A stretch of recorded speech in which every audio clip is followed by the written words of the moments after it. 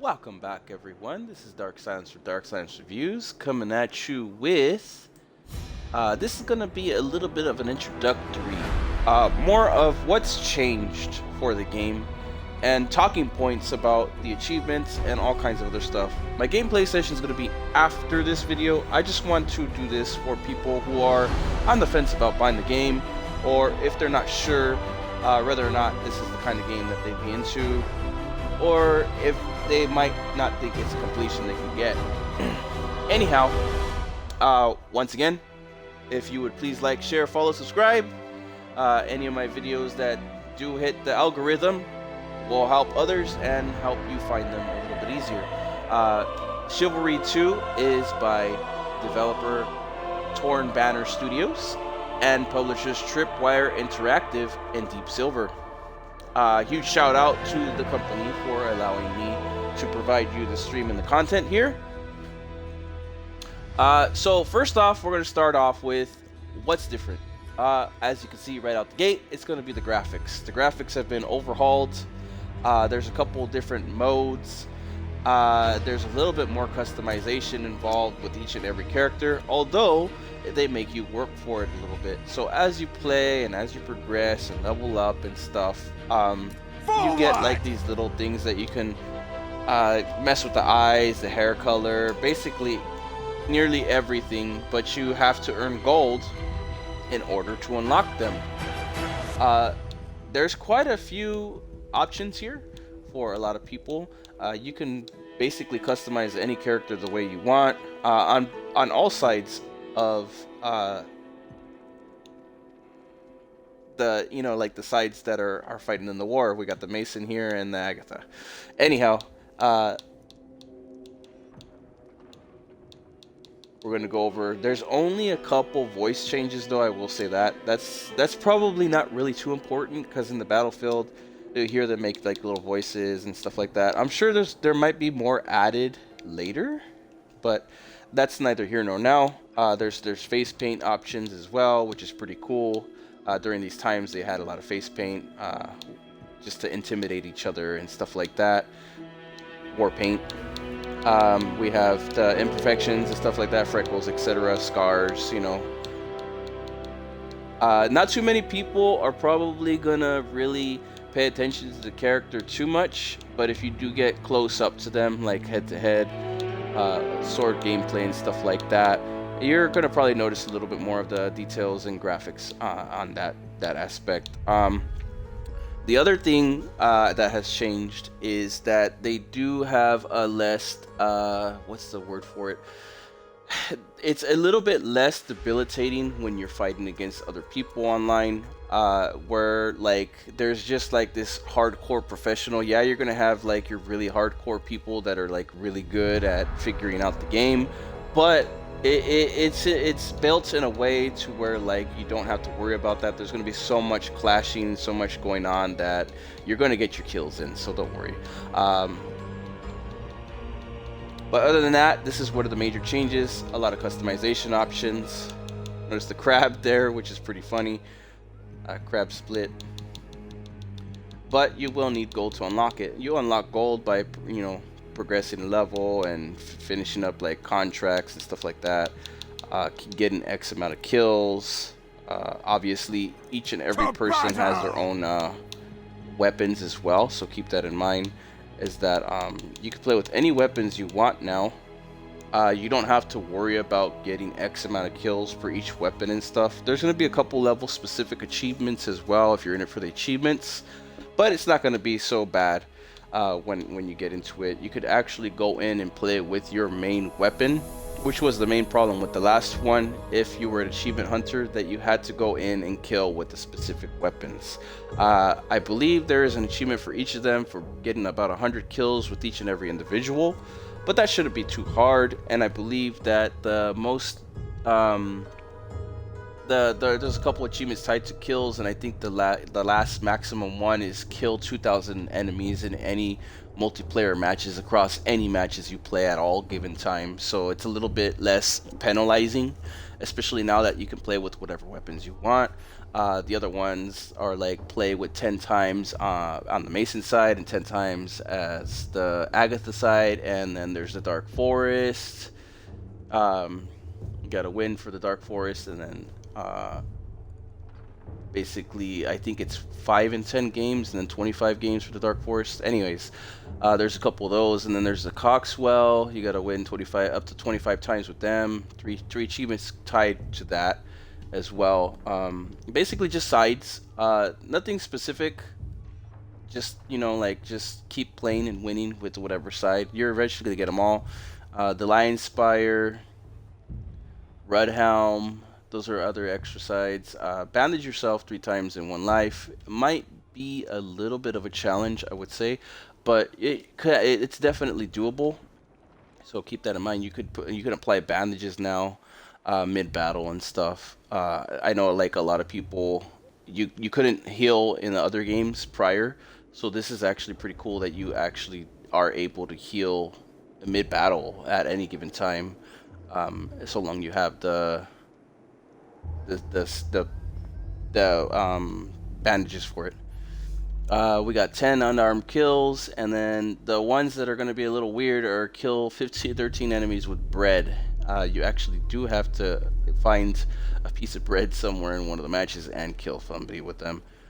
25 siege weapon kills. That's going to take some time. And then we got the 50 kills in 1 match, which is probably going to be more for the 40 versus 40 mode. So I would highly recommend trying to get that done in there. It's a pretty fresh game. Not anything too specific. Deflect 100 projectiles, counter 200 attacks. Just you know, regular gameplay stuff. By the time you get all the win 10 and 25 with each match and the 2,000 kills, you should have a good majority of the achievements, if that's what you're in for. I do like the customization. I think it's pretty cool now that they let you really go all out with the customization. They have some really nifty, you know, really nifty helmets and stuff. I think they actually really went all out. The detail on the helmets are and were everything during the medieval times. So it's actually pretty cool that they got that detail in there really good.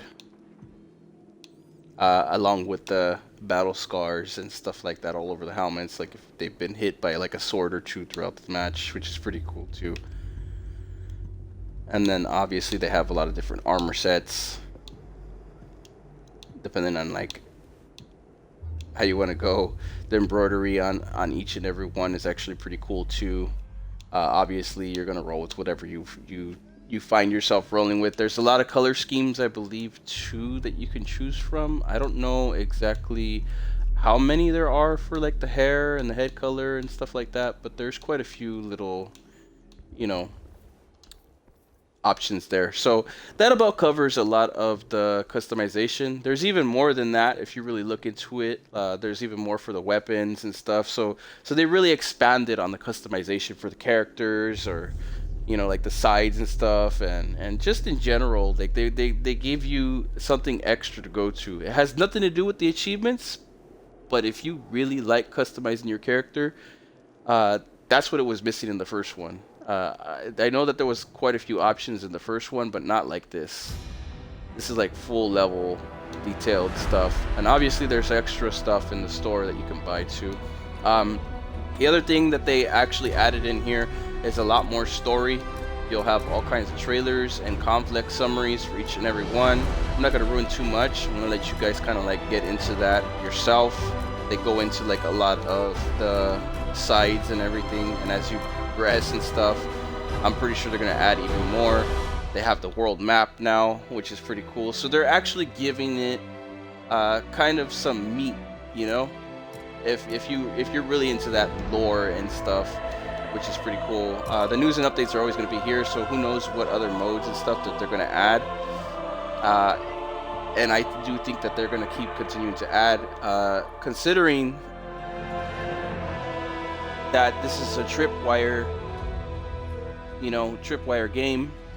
as well, and they've done really good at adding a lot of content. And since they actually know what they're doing now with Chivalry, and it's been quite a bit of time ever since they made their last game, they've been really hammering in some really cool stuff. They're constantly adding new achievements and stuff to a couple of their other games and stuff. So I think it's gonna be good. So anyways, there is offline practice, but I don't think it ties into too much. There is a tutorial there if you want to learn a little bit more. So they have a little bit of a tutorial for any new players. The mixed modes and the 64 player mode. I think the 64 player mode is going to be the pinnacle of what this game is all about. Don't get me wrong, when you want to go in for free-for-all and just, you know, kill a couple people randomly, you could do that. I had quite a bit of fun with free-for-all, and I did try the 40-player mixed mode matches. They're pretty chaotic, but the 64 ones are going to be pretty nuts. I didn't get into the 64 one, but today I'm going to get into that, and that's the first thing I'm going to do once I'm done with this. Aside from that, if there's anything else, any questions that anybody else has, there is a level system for everything. The graphics are a lot different. There's not too many maps as of right now, but there's enough to keep you occupied. And it's better that you learn the maps anyways, because the maps are pretty huge on some of the levels. It's not like the maps are like not detailed at all. For the few maps that they have, they really went all out on the detail of them, down to like one of the free-for-all matches where like it's just like an arena and there's like pits where you can like kick each other into and just like stuff all over the floor and just like fire traps, just all kinds of crazy things that they went all into. The free-for-all really embodies free-for-all, you know. And then the 40 mixed battle really does kind of like make you feel like you're in one of those medieval battles. At the beginning there's a person that comes in and they're like giving you the talk before you go into battle, which is pretty cool. Just a lot of little, you know, nerdy things. If you're really into Chivalry and like just the real, you're like a real nerd about about, you know, medieval and the lore and just the combat and stuff, it's pretty cool. They don't make games too medievally anymore, so for us this is what we get, and I think that they went all out and they did a very good job with it. And I hope that they keep adding to the game, and I hope that they keep adding maps and modes and all kinds of other stuff to the game, because it does have a lot of potential and it is a lot better than the first Chivalry. Now, if you loved the first Chivalry, you're going to definitely love this one. And if you loved the first Chivalry, you probably already reserved, pre-ordered, and you're already playing this right now. But this is just for anybody who's on the fence. If you like the first one, you're gonna really love this one. This one's way more detailed, way more jam-packed. It felt way more smooth than the original. I felt like my shots weren't missing. That's another thing that's like a little different. The shots don't miss. So when you stab someone, you could see the difference, you know. When you miss, you miss, you know. It's not like before where like you could like swipe at their face and you still miss for some odd reason. On this one you could tell how you missed, why you missed, and it's a little bit more clean cut. Anyways, if anybody has any other questions, please drop the comments. Other than that, I'm going to start up my next video, which will be actually talking about no, not talking about, just playing the game in general. So we're gonna go full stream. I don't know how many hours I'm gonna pack into this game, but I'm going to go 100% into the 64 player mode. I wanted to try it.